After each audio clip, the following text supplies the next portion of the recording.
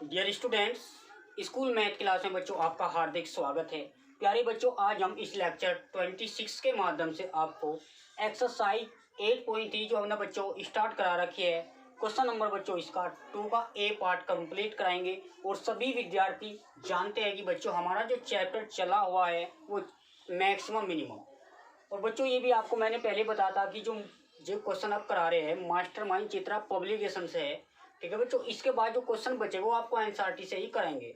बच्चों ये चैप्टर ध्यान रखना, बहुत ही आपका मजबूत हो जाएगा इससे, क्योंकि आप सिस्टम इस तरीके से स्टडी कर रहे हो। यहाँ क्वेश्चन नंबर 2 का ए पार्ट समझने का प्रयास करेंगे। बच्चों इसने कहा उस समकोण त्रिभुज, बच्चों यहाँ पे समकोण त्रिभुज नाम से देखो जाहिर हो रहा है समकोण त्रिभुज। समकोण का मतलब 90 डिग्री पे, जिस त्रिभुज का एक कोण 90 डिग्री बनाता है उसको हम समकोण त्रिभुज कहते हैं।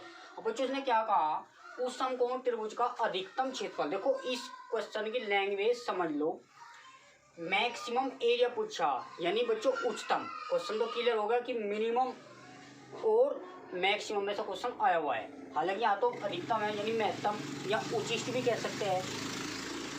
याद कीजिए जिसका कर्ण 5 हो।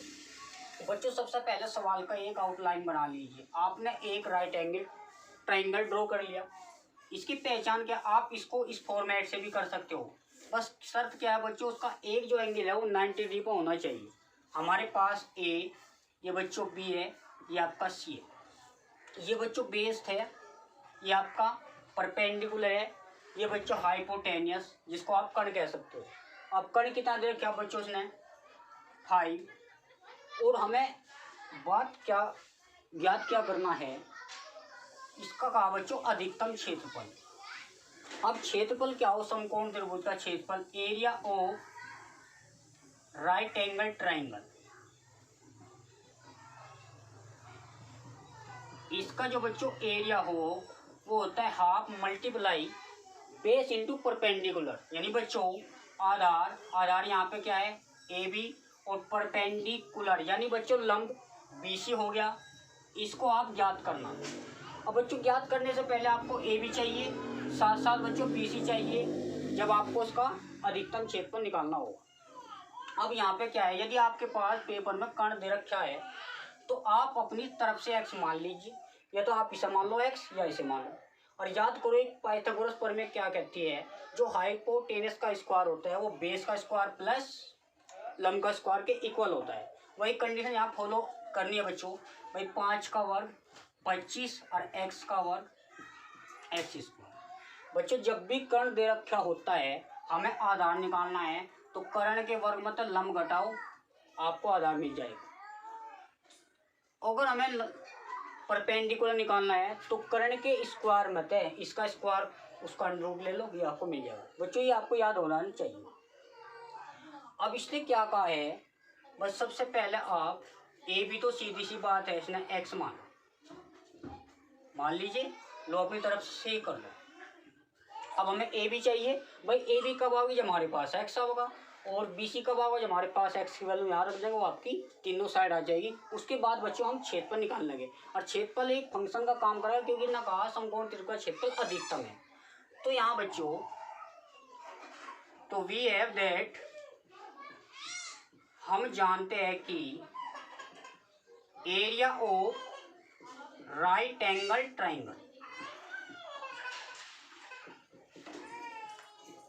यानी बच्चों समकोण त्रिभुज का क्षेत्रफल होता है इज इक्वल एस मान लीजिए 1/2 मल्टीप्लाई बेस यानी बच्चों आधार गुणा लंब यानी 20।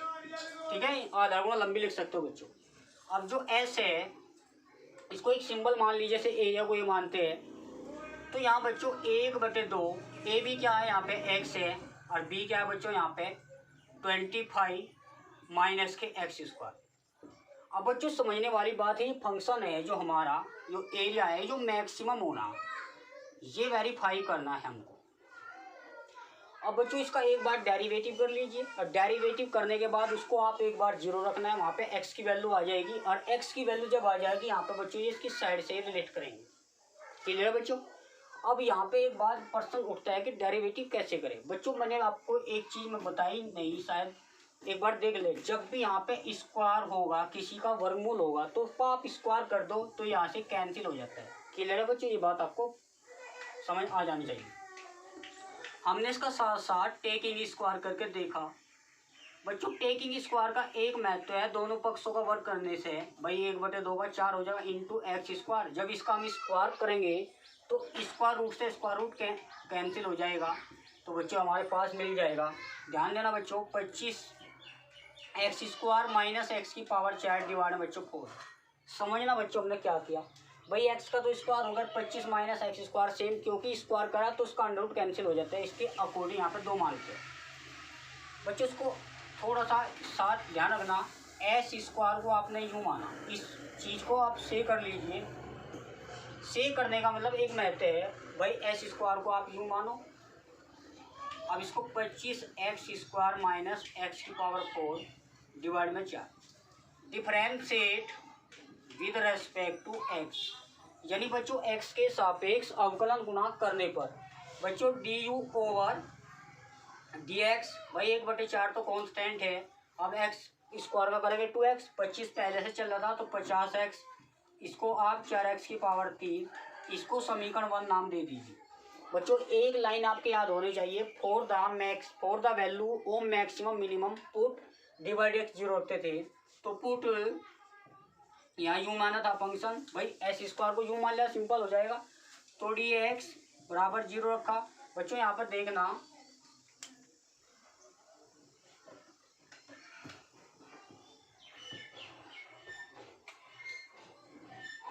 यहाँ पर देखना बच्चों, भाई इम्प्लाई दैट 1/4 50 माइनस के 4x की पावर 3 बराबर 0। बच्चों 1/4 नॉट इक्वल टू 0, या 4 को आप उधर भेज दीजिए, बेटर है ऐसे लिखना। हमारे पास क्या बचेगा बच्चों, 50 माइनस 4x की पावर 3 बराबर 0। ध्यान दो बच्चों, 4x की पावर, ये 50x था यहाँ पर बच्चों, ध्यान रखना, थोड़ा गलतियाँ होने के चांसेस ज़्यादा रहते हैं इस टाइप क्वेश्चन में। तो यहाँ पे 50x था, अब यहाँ पे जो 50 जो x है, एक पावर बच्चों यहाँ से कैंसिल हो जाएगी, तो हमारे पास 50 यानी 4x स्क्वायर बचा। यहाँ पर देखना बच्चों इसका सॉल्यूशन बाकी, या 4x स्क्वायर बराबर 50 या x स्क्वायर बराबर भाई मल्टीप्लाई वाला डिवाइड में पहुँच जाएगा, ये आपका 4 आएगा। अब इसका स्क्वायर रूट लेना है तो x बराबर भाई 2 से कैंसिल करो, 25/2। अब एक्स स्क्वायर का वर्गमूल ले लो 5 और रूट 2। वर्गमूल हमेशा बच्चों प्लस माइनस ओपन होता है। और एक बात याद रखना कि x बराबर 2 आए, एक तो रूट 2, एक माइनस बच्चों 5/√2। ध्यान रखना x क्या है बच्चों, यहाँ पे x पॉइंट तो है ही, x एक भुजा भी है, साइड भी है।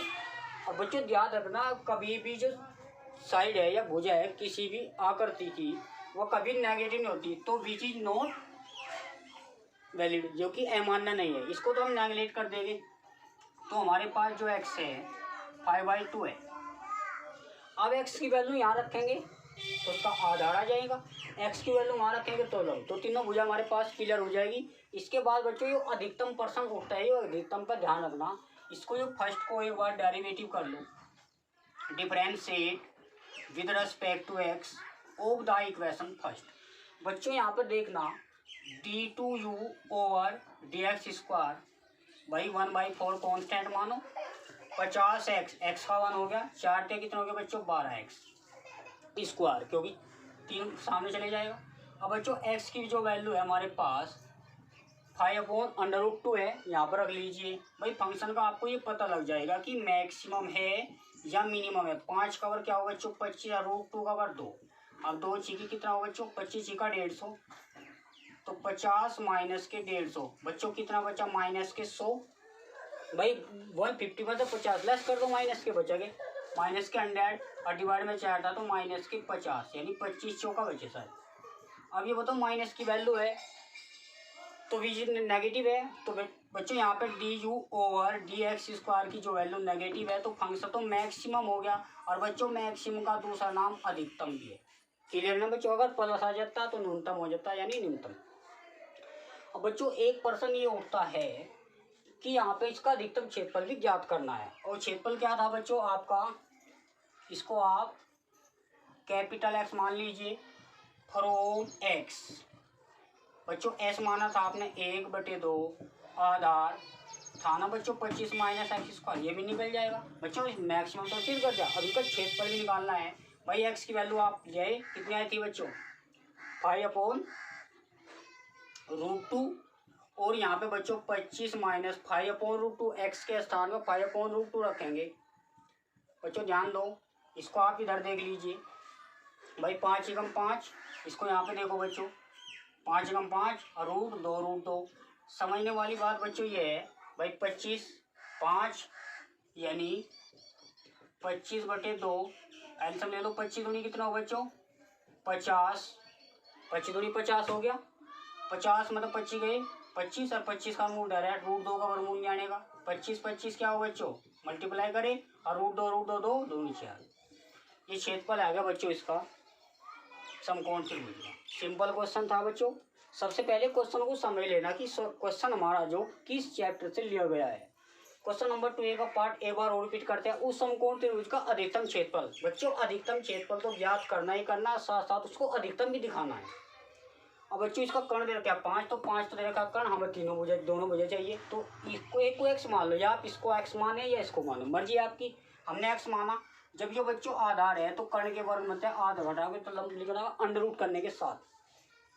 तो वी एफ दैट फॉर्मूला आपको बच्चों याद रखना चाहिए 1/2 आधार गुणा परपेंडिकुलर है एस बराबर हाफ इंटू एक्स। ये हमने इसके अकॉर्डिंग कर लिया। बच्चों यहाँ पे सबसे बड़ी बात समझने वाली बात ये है कि हमने इसको यू क्यों माना। अच्छी बात है भाई, आप एस स्क्वायर का डेरिवेटिव होते 2s फिर ds/dx, फिर भी 0 रखते फिर भी कोई प्रॉब्लम थी। तो हमने सिंपल करने के लिए जब भी डेरिवेटिव करते हैं उसको अंडर रूट सामने आता है वर्क करना बेटर है। उसको फिर एस स्क्वायर को यू मान लो, अलग सी क्वांटिटी मान लो, बेटर है।